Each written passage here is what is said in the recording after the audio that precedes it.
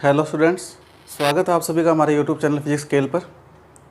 आज हमारा लेसन 2 का जो अगला टॉपिक है, समरूप आवेशित जो अचालक गोला है उसके लिए विद्युत क्षेत्र की तीव्रता का व्यंजक हम फाइंड करेंगे। तो शुरू करते हैं हम आज का टॉपिक। समरूप आवेशित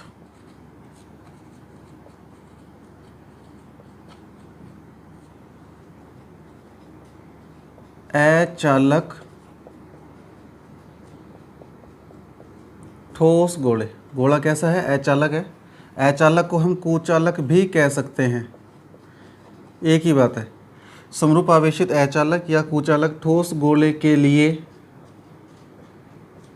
विद्युत क्षेत्र की तीव्रता के व्यंजक, विद्युत क्षेत्र की तीव्रता के व्यंजक। और इसके भी 3 केस हैं आपके। Case first, when small are greater than capital R. Small R बिंदु की दूरी है और कैपिटल आर अचालक जो ठोस गोला है उसकी त्रिज्या है। अर्थात प्रेक्षण बिंदु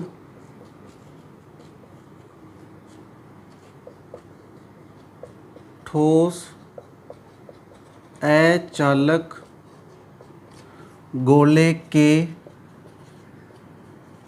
बाहर स्थित है। कहाँ स्थित है? बाहर। डायग्राम ड्रॉ कर देता हूँ जैसे आपका मैं इसका ये अचालक गोला है। इसकी त्रिज्या कितनी है? Capital r. और ये आपका प्रेक्षण बिंदु है P, और इसकी जो केंद्र से दूरी है वो कितनी है? Small R. ये स्मॉल आर दूरी है। O को केंद्र मान के हम स्मॉल आर त्रिज्या के एक गौसीय पृष्ठ की कल्पना कर देते हैं।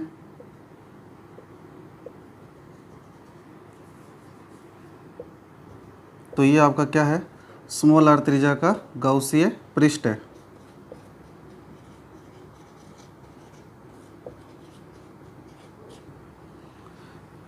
और सबसे जो महत्वपूर्ण बात यह है कि ये गोला कैसा है? अचालक है। ये गोला कैसा है? अचालक। चालक गोले को जो दिया गया चार्ज है उसकी चालकता के कारण हमेशा उसकी सतह पर वितरित हो जाता है। लेकिन हमने ये फर्स्ट लेसन में डिस्क्राइब किया था, पढ़ा था कि किसी भी अचालक या कुचालक वस्तु को दिया गया चार्ज उसी स्थान पर विद्यमान रहता है जहाँ उसे चार्ज दिया गया है, क्योंकि वो अचालक या कुचालक है, उसमें चालकता का गुण नहीं होता, इसलिए आवेश जहाँ विद्यमान होता है वहीं रहता है। तो यदि इसे हमने आवेशित किया है प्लस Q चार्ज के द्वारा, तो ये चार्ज इसके आयतन में ही वितरित रहेगा। ये प्लस Q चार्ज के द्वारा क्या है? समरूप आवेशित है। तो चालक और अचालक के अंदर मेन डिफरेंस है वो ये है कि चालक को दिया गया संपूर्ण आवेश उसकी सतह पर वितरित हो जाता है। तो वो सतह पर आया था जब हमने पिछले वीडियो में टॉपिक किया था ये, तो इस सतह पर आ गया था। लेकिन क्योंकि आज हमारे टॉपिक में अचालक ठोस गोला है और अचालक होने के कारण इसमें चालकता का गुण नहीं होता, कुचालक है ये, तो इसे दिया गया जो आवेश है जहाँ दिया है वहीं रहेगा। मतलब इसका दिया गया आवेश पृष्ठ पर ना आकर इसके आयतन में वितरित होगा। तो ध्यान से देख लीजिए, अचालक गोला है, इसे दिया गया चार्ज जो प्लस Q है वो इसके आयतन पे वितरित है, जबकि चालक को दिया गया चार्ज इसकी सतह पर वितरित होता है।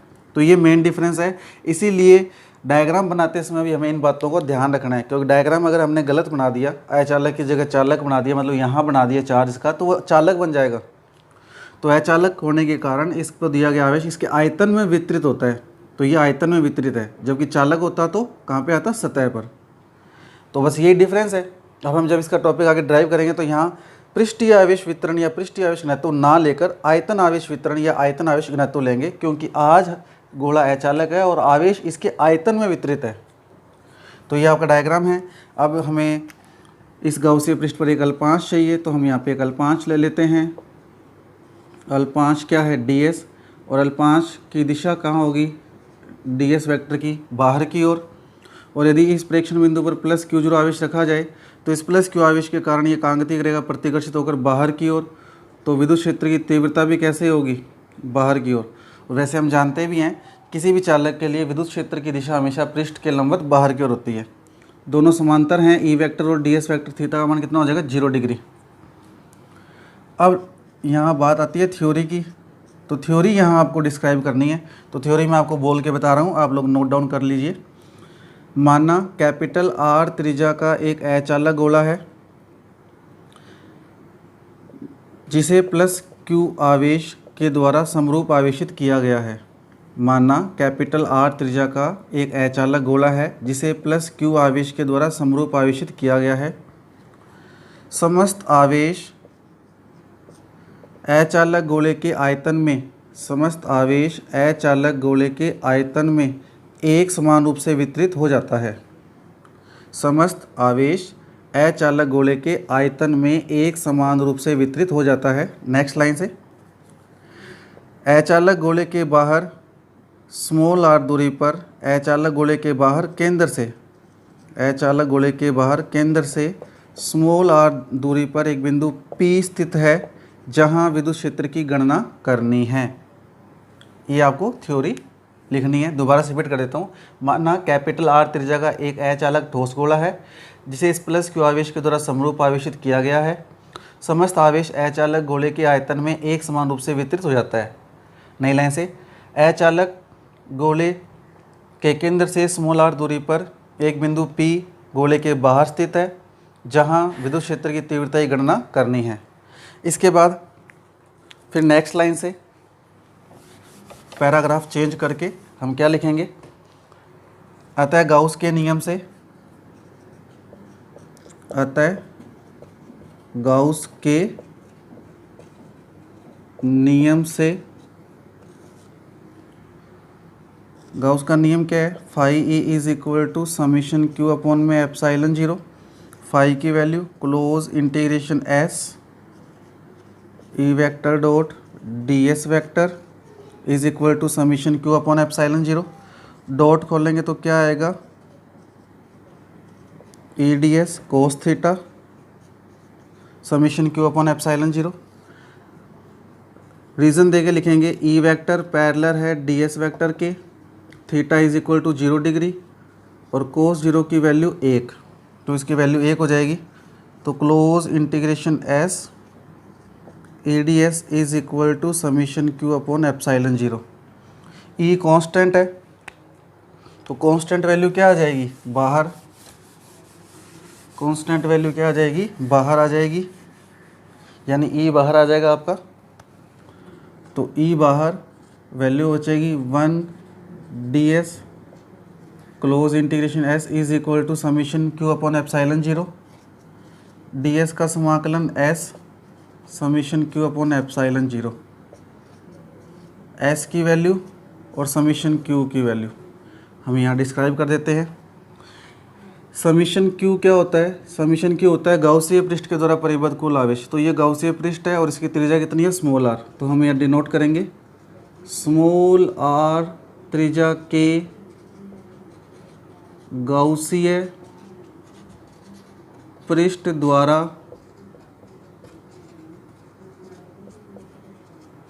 परिबद्ध कुल आवेश।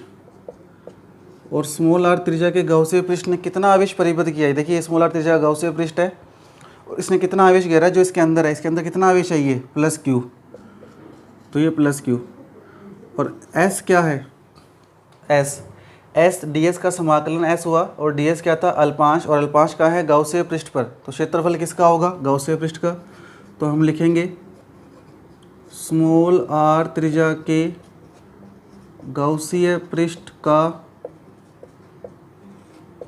पृष्ठीय क्षेत्रफल, और गोला है, गोले का पृष्ठीय क्षेत्रफल 4 पाई आर स्क्वायर। त्रिज्या स्मॉल आर है गाउसीय पृष्ठ की, तो स्मॉल आर आएगा, तो यहाँ तो आएगा क्यू और यहाँ आएगा 4 पाई स्मॉल आर स्क्वायर। तो ई की वैल्यू आएगी क्यू अपॉन में 4 pi epsilon 0 small are square, ये वैल्यू इसके अपॉन में आ जाएगी। और यहाँ ई के पैर में हम लगा सकते हैं आउट, क्यों, क्योंकि बिंदु गोले के बाहर है तो ई आउट। यहाँ तक उम्मीद करता हूँ समझ आ चुका होगा आपको। इसके बाद हम इसी फॉर्मूले को आगे सॉल्व करें तो देखिए क्या बनेगा फॉर्मूला, के की वैल्यू होती है 1 अपॉन में 4 पाई एप्साइलन 0 तो ई आउट का मान हम ये भी लिख सकते हैं, E out is equal to के क्यू अपॉन में स्मॉल आर स्क्वायर। समीकरण 1 को यूज़ करके हम ई आउट की वैल्यू और फाइंड कर सकते हैं। E out is equal to 4 pi upon में एप्साइलन 0 स्मॉल आर स्क्वायर। यहाँ पर क्यू का मान, तो मैं क्यू की जगह क्या लिख सकता हूँ, Q is equal to rho V, Q is equal to rho V. अब रो क्यों लिखा है मैंने, मेन बात ये है, तो रो इसलिए लिखा है क्योंकि रो जो है इस गोले का आयतन आवेश वितरण या आयतन आवेश घनत्व है। उसका रीज़न क्या है, क्योंकि यहाँ पर जो आवेश है इस गोले के आयतन में वितरित है। क्योंकि अचालक गोला है और अचालक गोले का आवेश सतह पर नहीं जाएगा क्योंकि इसमें चालकता गुण नहीं होता, तो ये आयतन में वितरित है, इसलिए आयतन आवेश घनत्व आएगा। और v इस गोले का क्या है, आयतन है, तो रो की वैल्यू रो और v क्या है, गोले का आयतन, तो गोले का आयतन आएगा 4/3 पाई आर क्यूब। ध्यान रखने वाली बात है 4/3 पाई कैपिटल आर क्यूब आएगा। क्यों, क्योंकि आयतन पर वितरित है ना कि गौसीय पृष्ठ पर, तो आयतन गोले का आएगा, तो गोले की त्रिज्या कितनी है, कैपिटल आर। अब हम ये वैल्यू पुट करें तो ये आएगा रो 4/3 पाई कैपिटल आर क्यूब। 4 से 4 कैंसिल, पाई से पाई कैंसिल, तो ई आउट की वैल्यू आएगी आपके पास रो कैपिटल आर क्यूब अपॉन में 3, ये 3 है, रो कैपिटल आर क्यूब अपॉन में 3 एप्साइलन 0 स्मॉल आर स्क्वायर। ये आपके पास ई आउट की कंप्लीट वैल्यू आपके सामने आ गई, के क्यू अपॉन में स्मॉल आर स्क्वायर या रो कैपिटल आर क्यूब अपॉन में 3 एप्साइलन 0 स्मॉल आर स्क्वायर। ये आपके पास क्या, पहला केस जो है वो कंप्लीट हो गया। अब हम बढ़ते हैं आगे सेकंड केस की ओर। सेकंड केस क्या होगा हमारा, वो देखते हैं।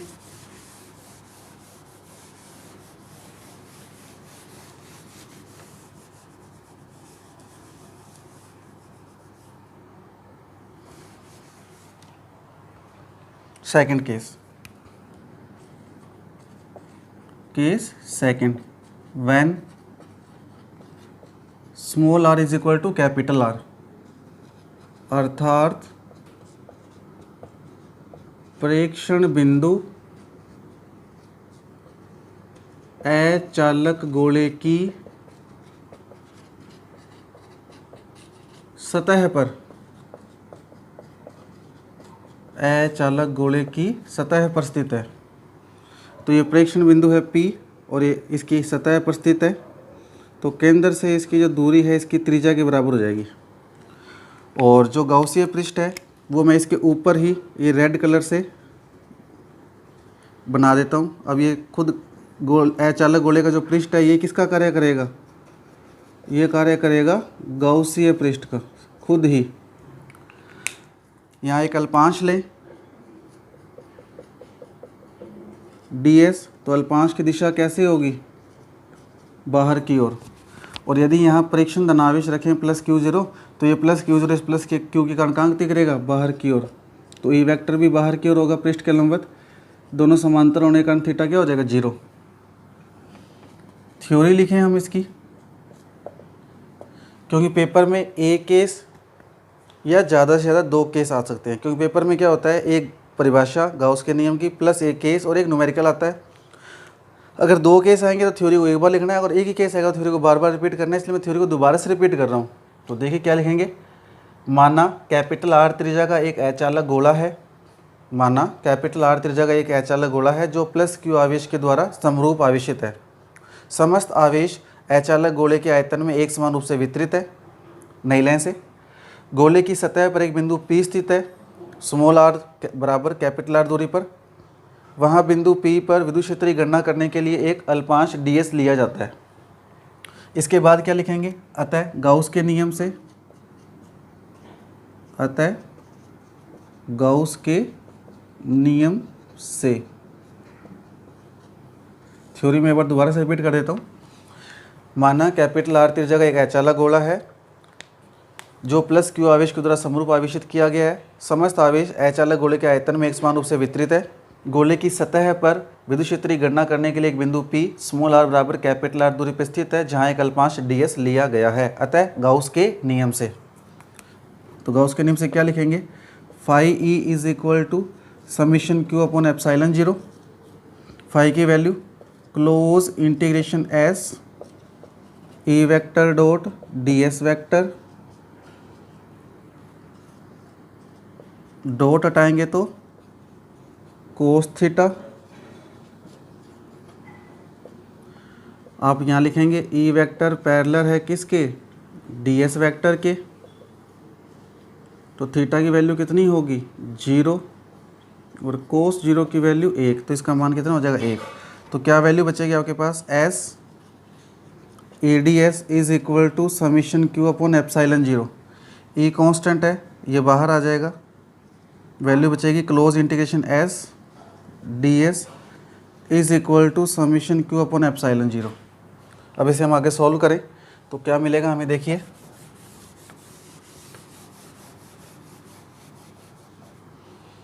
यहाँ से ds का समाकलन क्या हो जाएगा, s और summation q upon epsilon 0। s की वैल्यू और समीशन q की वैल्यू हमें पुट करनी है। समीशन q की वैल्यू, समीशन q होता है गाउसीय पृष्ठ के द्वारा परिबद्ध कुल आवेश। तो ये पृष्ठ जो खुद है ये गाउसीय पृष्ठ का ही कार्य कर रहा है और इसने कितना आवेश घेरा है, प्लस q। तो स्मॉल r बराबर कैपिटल R त्रिज्या के गाउसीय पृष्ठ द्वारा परिबद्ध कुल आवेश, और कितना आवेश घेरा है इसने, Q। S क्या है, स्मॉल r बराबर कैपिटल R त्रिज्या के गाउसीय पृष्ठ का पृष्ठीय क्षेत्रफल।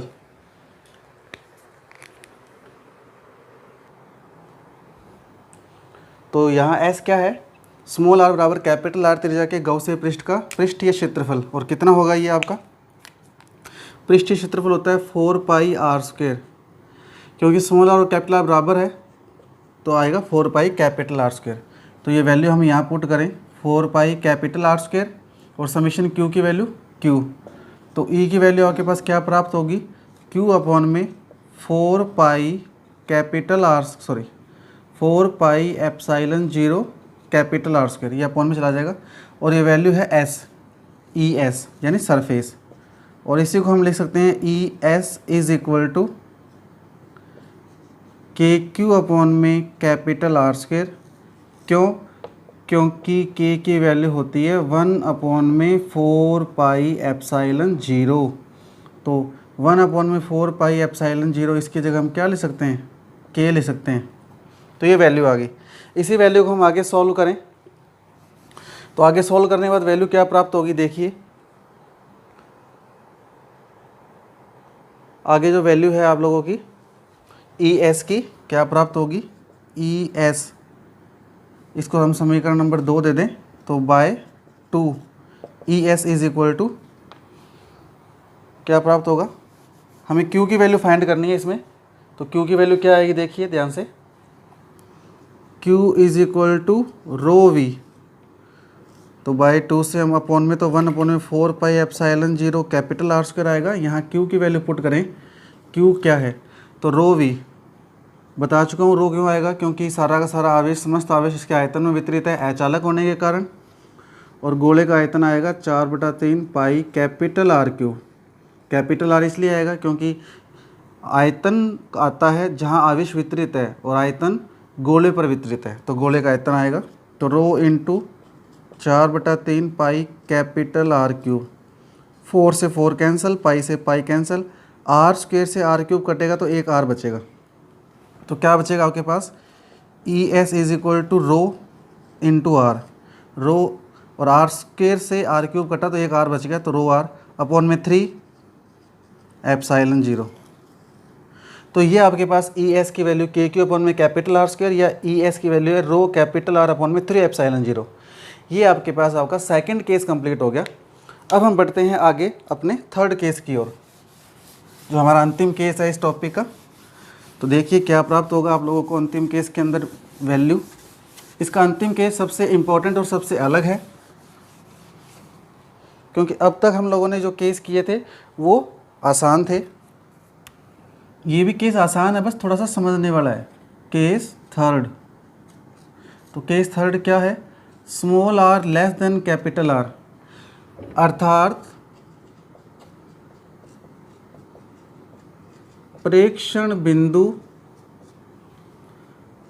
अचालक गोले के भीतर स्थित है। अचालक गोले के भीतर स्थित है। ठीक है, डायग्राम कैसे बनेगा इसका देखिए। डायग्राम,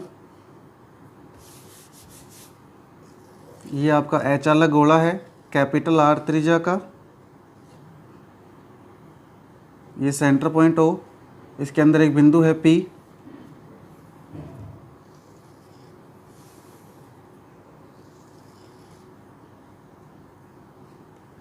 इसके भीतर एक बिंदु P स्थित है। ये कैपिटल आर त्रिज्या का अचालक गोला है और इसकी दूरी कितनी है केंद्र से? Small R. और इस स्मॉल आर दूरी को त्रिज्या मानकर इसके भीतर हम किसकी कल्पना कर लेते हैं? गाउसीय पृष्ठ की। तो ये डॉटेड लाइन जो है ये गाउसीय पृष्ठ को शो कर रहा है, ये गाउसीय पृष्ठ है, ये आपका गाउसीय पृष्ठ। और ये गोला प्लस क्यू आवेश के द्वारा क्या था? समरूप आवेशित।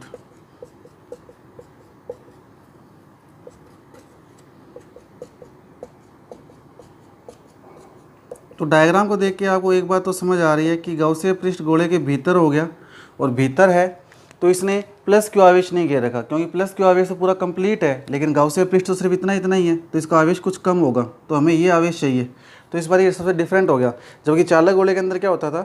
आवेश तो सतह पर होता था और गाउसीय पृष्ठ अंदर होता था, तो गाउसीय पृष्ठ की तरह घेरा गया आवेश कितना होता था? 0। लेकिन यहाँ ऐसा नहीं है, पूरा ये गोले का आयतन है, ये गाउसीय पृष्ठ है, ये पूरा आवेश प्लस क्यू है, लेकिन हमने तो ये गाउसीय पृष्ठ का आवेश चाहिए होता है, तो हमें इतना आवेश चाहिए, तो ये अलग से हम फाइंड करेंगे। तो हम थ्योरी क्या लिखेंगे यहाँ पर देखिए, थ्योरी दोबारा से रिपीट करनी है आप लोगों को वापस। मानना कैपिटल आर त्रिज्या का एक अचालक ठोस गोला है जो प्लस क्यू आवेश के द्वारा समरूप आवेशित है। समस्त आवेश गोले के आयतन में एक समान रूप से क्या है? वितरित। दोबारा सुनिए, माना कैपिटल आर त्रिज्या का एक अचालक गोला है जो प्लस क्यू आवेश के द्वारा समरूप आवेशित है। समस्त आवेश गोले के आयतन में एक समान रूप से वितरित है। नई लाइन से, गोले के भीतर केंद्र से स्मॉल आर दूरी पर एक बिंदु P स्थित है जहां विद्युत क्षेत्र की गणना करनी है। अतः बिंदु P पर एक अल्पांश ds लिया गया है। ये आपने थ्योरी लिखनी है।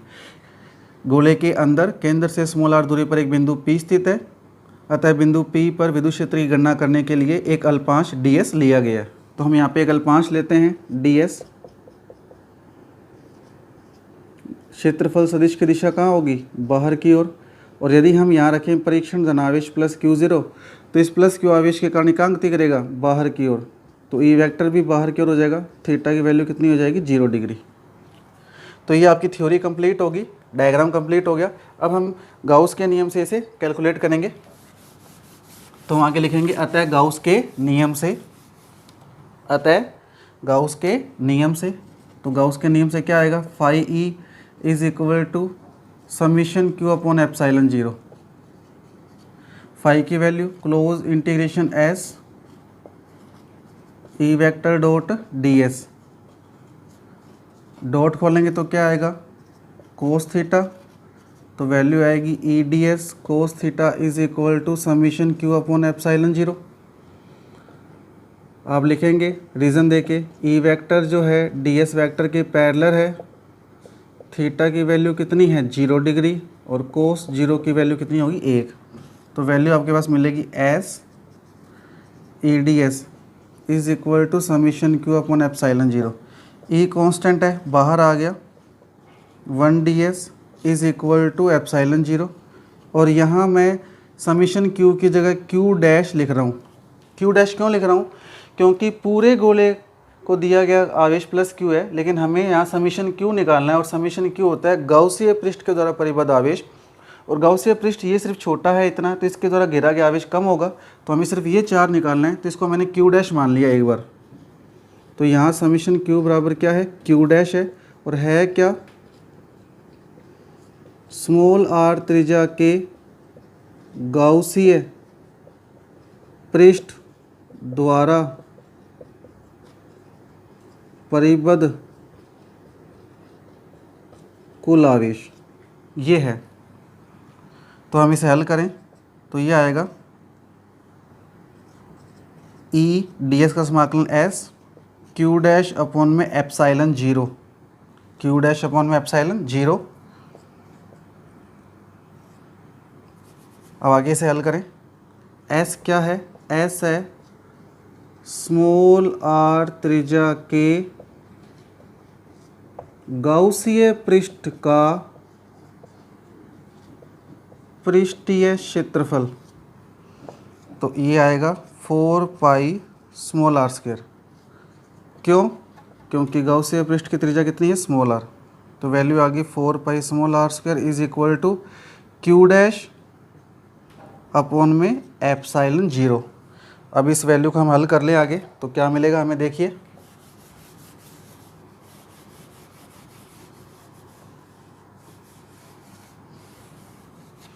वैल्यू हमारे पास आ जाएगी ई की, E is equal to Q dash upon में 4 pi epsilon 0 small are square. और इस समीकरण नंबर कैपिटल ए डिनोट कर देते हैं इसे। अब हमें क्यू डैश की गणना करनी है। क्यू डैश यानी इस गाउसीय पृष्ठ के द्वारा घेरा गया आवेश। क्यू नहीं आ सकता कैपिटल को स्मॉल क्यू, क्योंकि स्मॉल क्यू टोटल आवेश है, जबकि गाउसीय पृष्ठ भीतर है, छोटा है। अगर हम एकांक आयतन का आवेश निकाल लेते हैं तो जितने आयतन का आवेश हमें चाहिए हम उतना आयतन का आवेश फाइंड कर सकते हैं। तो हम लिखेंगे यहाँ पे क्यू डैश की गणना, कैलकुलेशन ऑफ क्यू डैश। सबसे पहले 4/3 capital 4/3 pi capital R cube आयतन, यानी इस पूरा गोले का आयतन, आयतन द्वारा परिबद्ध आवेश। परिबद्ध आवेश कितना आवेश घेरा हुआ है इसने, क्यू। इस पूरे गोले के आयतन ने जो कैपिटल आर त्रिज्या का इसने क्यू आवेश घेरा हुआ है। इसलिए एकांक आयतन द्वारा परिबद्ध आवेश, तो एकांक आयतन के द्वारा कितना आवेश परिबद्ध होगा, क्यू अपॉन में 4/3 पाई कैपिटल आर क्यू। एकांक आयतन का आवेश आ गया। अब जितना भी आयतन आपको चाहिए उसका निकाल सकते हैं, क्योंकि एकांक की वैल्यू आने के बाद आप कुछ भी फाइंड कर सकते हैं। तो एकांक गोले का आयतन आ गया। आपके पास कितने गोले का आयतन चाहिए, गाउसीय पृष्ठ का, और गाउसीय पृष्ठ की त्रिज्या कितनी है, स्मॉल आर। तो हमें कौन सा आयतन चाहिए, हमें चाहिए 4/3 पाई स्मॉल आर क्यूब गोले के आयतन द्वारा परिबद्ध आवेश। कितना आएगा, क्यू अपॉन में 4/3 pi capital R cube into में 4/3 पाई स्मॉल आर क्यूब। सही है। और इसी को हमने क्या माना था, क्यू डैश। तो क्यू डैश की वैल्यू 4/3 से 4/3, पाई से पाई कैंसिल, तो वैल्यू आएगी Q small are cube upon में capital are cube. Equation number B. दोबारा देख लीजिए, एकांक आयतन का आपके पास आवेश आ चुका है। ये आपको आयतन चाहिए गाउसीय पृष्ठ का। गाउसीय पृष्ठ की त्रिज्या कितनी है, स्मॉल आर, और एक गोला है, तो गोले का आयतन हो जाएगा 4/3 पाई स्मॉल आर क्यूब, गोले के आयतन द्वारा परिबद्ध आवेश, मल्टीप्लाई में आएगा ये। क्यू डैश माना था मैंने इसे यहाँ पर, समीशन क्यू को। ये वैल्यू हम यहाँ पुट करेंगे ए में बी से, तो क्या वैल्यू मिलेगी आपको, देखिए। तो हम क्या लिखेंगे आगे, by A and B, by A and B, और हम इसके पैरम लगाएंगे इन, क्योंकि ये भीतर है। तो ई इन की वैल्यू क्या आएगी, ये वैल्यू पुट करो क्यू डैश की, Q small are cube upon में कैपिटल आर क्यूब, और अपॉन में क्या पड़ा है 4 pi epsilon 0 small are square. सही है। अब यहाँ से देखिए ये स्मॉल आर स्क्वेयर है, क्यूब से स्मॉल आर स्क्वेयर कैंसिल हो जाएगा, तो वैल्यू क्या बचेगी, क्यू अपॉन में 4 पाई एप्साइलन 0 ऊपर आर बचेगा और नीचे capital are cube, Q upon में 4 pi epsilon 0 capital are cube, R square से ये कटा तो यहाँ पे अकेला आर बचा, ये रहा। ये है ई इन की वैल्यू, समीकरण नंबर सी दे देता हूँ इसको मैं। इसी वैल्यू को यदि मैं के की फॉर्म में लिखना चाहूँ तो के की फॉर्म में वैल्यू क्या बनेगी, के का मान होता है 1/4 पाई एप्सिलॉन 0, तो ई इन की वैल्यू आएगी आपके पास के आर, इसकी जगह मैं क्या लिख दूंगा, के आर अपॉन में कैपिटल आर क्यूब।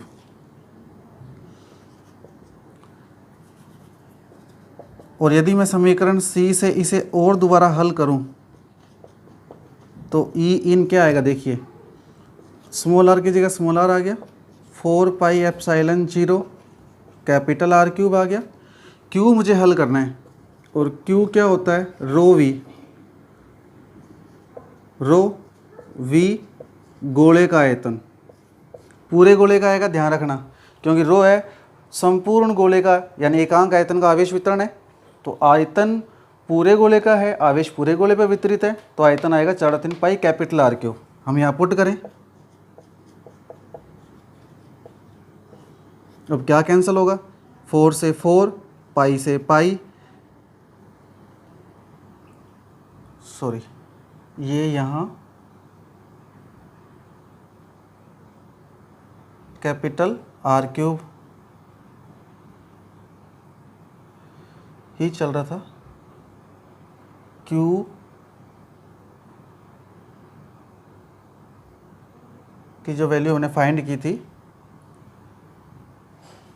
क्यू की वैल्यू ये थी क्यू डैश की, मैं यहाँ डिनोट कर देता हूँ एक बार दोबारा से, 4/3 पाई कैपिटल आर क्यूब और 4/3 पाई स्मॉल आर क्यूब। 4 ये कैंसिल हो गया था, पाई से पाई कैंसिल हो गया था, हाँ आर क्यूब ही चल रहा है, तो 4 से 4 कैंसिल, पाई से पाई कैंसिल और आर क्यूब से आर क्यूब कैंसिल, तो क्या बचा आपके पास, ई इन की वैल्यू आर, ये कैंसिल हो चुका है, अपॉन में क्या आएगा 3 एप्सिलॉन 0, क्या वैल्यू आएगी, ई इन की वैल्यू आर अपॉन में 3 एप्सिलॉन 0।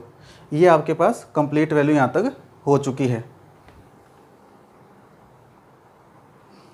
तो आपके पास वैल्यू कंप्लीट हो चुकी है यहाँ तक। दोबारा देख लीजिए, क्यू डैश की वैल्यू हमने ये पुट की थी, ये रही क्यू डैश की वैल्यू एकांक आयतन का, तो क्यू डैश की वैल्यू हमारे पास क्या बची थी, क्यू 4/3 पाई से 4/3 पाई कैंसिल हो गया था, यहाँ पे बचा था हमारे पास स्मॉल आर क्यूब और अपॉन में बचा था कैपिटल आर क्यूब। और जब हमने ये वैल्यू यहाँ पुट करी बाय ए एंड बी से इसको बी माना, तो ये वैल्यू थी Q small are cube upon में कैपिटल आर क्यूब, ये तो क्यू डैश की वैल्यू है, अपॉन में हमारे पास ये चल रहा था पहले से ही विद्यमान था, आर स्क्वेयर से आर क्यूब कैंसिल हुआ तो आर बचा अकेला, तो Q into small are capital R cube 4 pi epsilon 0, 1/4 pi epsilon 0 को हमने क्या लिखा, के लिखा। इस वैल्यू के बाद हमने ये देखा कि ई इन की वैल्यू आई है के स्मॉल आर अपॉन में आर क्यूब, समीकरण सी से हमने दोबारा सॉल्व किया, तो आर की जगह आर है, 4 pi epsilon 0 capital are cube की जगह 4 pi epsilon 0 capital are cube है।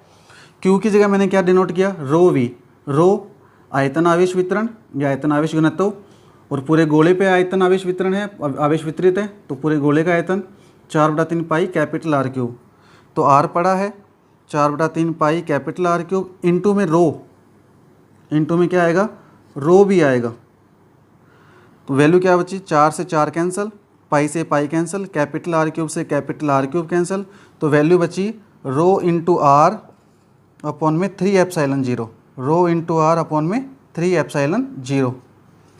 ये आपके पास थर्ड केस भी क्या हो गया, कंप्लीट। तो उम्मीद करता हूँ आप लोगों को टॉपिक समझ आ गया होगा अब तक। अब हमने इसका ग्राफ प्लॉट करना है डिस्टेंस के साथ, तो मैं आपको सारी वैल्यू यहाँ डिनोट कर देता हूँ, एक बार आप वैल्यू को एक बार चेक कर लीजिए। सबसे पहले हमारे पास ई आउट की वैल्यू क्या मिली थी हमें, ई आउट की वैल्यू मिली थी हमें के क्यू स्मॉल आर स्क्वेयर, फिर हमें मिली थी सरफेस की वैल्यू, वो थी के क्यू अपॉन में कैपिटल आर स्क्वेयर, फिर हमें मिली ई इन की वैल्यू, वो थी के क्यू आर अपॉन में आर स्क्वायर, के क्यू आर अपॉन में आर स्क्वायर, ये वैल्यू मिली हमें। तो ई आउट की वैल्यू, ई एस की वैल्यू, ई इन की वैल्यू के क्यू आर अपॉन में आर क्यूब, यहाँ आर क्यूब है। इसी वैल्यू को हमने जब सॉल्व किया था तो क्या वैल्यू मिली थी, देखिए इसकी वैल्यू आई थी रो स्मॉल आर अपॉन में 3 एप्सिलॉन 0, इसकी वैल्यू थी रो कैपिटल आर अपॉन में 3 एप्सिलॉन 0, और इसकी वैल्यू थी रो कैपिटल आर क्यूब अपॉन में 3 एप्सिलॉन 0 स्मॉल आर स्क्वायर। तो ये ई आउट की वैल्यू, ये ई एस की वैल्यू और ये ई इन की वैल्यू, तो ये वैल्यूज़ हैं। पिछली कैलकुलेशन में ई इन की वैल्यू थी के क्यू स्मॉल आर अपॉन में कैपिटल आर क्यूब या रो आर अपॉन में 3 एप्सिलॉन 0। जब हम इन वैल्यू का ग्राफ प्लॉट करें तो हमें यहाँ से एक बात पता लग रही है, क्या ई आउट जो है स्मॉल आर, जो डिस्टेंस है प्रेक्षण बिंदु की, क्योंकि प्रेक्षण बिंदु की डिस्टेंस ही चेंज हो सकती है, बाकी सब कांस्टेंट है। रो एकांक आयतन का आवेश कांस्टेंट है, आर गोले की त्रिज्या कांस्टेंट है, 3 कांस्टेंट, एप्सिलॉन 0 कांस्टेंट, केवल स्मॉल आर बदल सकता है। तो यहाँ ई आउट स्मॉल आर के वर्ग के व्युत्क्रमानुपाती है, इसमें स्मॉल आर नहीं है, और यहाँ ई इन स्मॉल आर के समानुपाती है। समानुपाती का मतलब ये होगा कि गोले के केंद्र से सतह तक आने पर तीव्रता बढ़ेगी, सतह पर आकर तीव्रता कांस्टेंट हो जाएगी क्योंकि यहाँ आर नहीं है, और उसके बाद जब सतह से बाहर जाएंगे तो तीव्रता घटनी शुरू हो जाएगी। मतलब ये अचालक गोला था आपका कैपिटल आर त्रिज्या का, प्लस क्यू आवेश के द्वारा समरूप आवेशित था।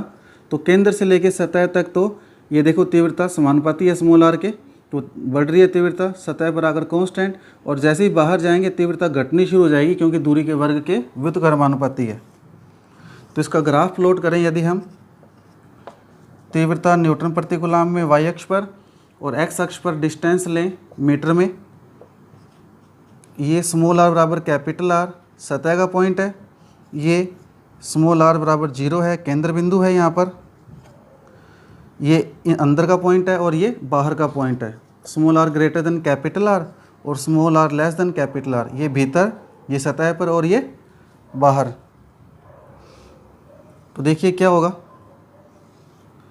केंद्र से लेके जब तक हम सतह तक आएंगे तब तक तो तीव्रता बढ़ेगी क्योंकि ई इन दूरी के समानुपाती है, और समानुपाती का ग्राफ कैसे बनता है, मूल बिंदु से गुजरती हुई सरल रेखा। जैसे स्मॉल आर 0 पुट करेंगे हम यहाँ पर, केंद्र पे तीव्रता 0, जब केंद्र से आगे की ओर जाएंगे तो समानुपाती के कारण तीव्रता बढ़ेगी, सतह पर आकर क्या हो जाएगी, मैक्सिमम। ये सतह पर आकर क्या होगी, मैक्सिमम। ये ई एस है सरफेस पर, और जैसे ही हम सतह से बाहर जाएंगे तो तीव्रता दूरी के वर्ग के व्युत्क्रमानुपाती के रूप में घटेगी। तो ये है आपका ई आउट।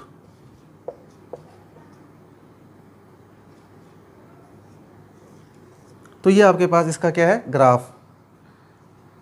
चालक और अचालक गोले में हम थोड़ी सी बात डिस्कस करें यहाँ पर। तो एक बात महत्वपूर्ण है कि चालक गोले के भीतर तीव्रता 0 होती है। ये बात हमने फर्स्ट लेसन में पढ़ी थी, किसी भी चालक को दिया गया संपूर्ण आवेश सदैव उसकी सतह पर वितरित हो जाता है, इसलिए चालक के भीतर तीव्रता क्या होती है, 0। हमने चालक प्लेट के लिए भी किया था, उसके अंदर विद्युत क्षेत्र तीव्रता 0 थी। तो देखिए अचालक गोले के लिए तीव्रता 0 नहीं है, अचालक गोले के लिए केंद्र से सतह तक तीव्रता समानुपाती है, बढ़ रही है, सतह पर आकर मैक्सिमम और फिर घटनी शुरू होगी बाहर जब जा रहे हैं। लेकिन चालक गोले के लिए केंद्र के भीतर तीव्रता ये क्या होती है, हमेशा 0 होती है। तो ये आपका आज का टॉपिक हमारा कंप्लीट है। मिलते हैं अगले वीडियो में। धन्यवाद आप सभी का।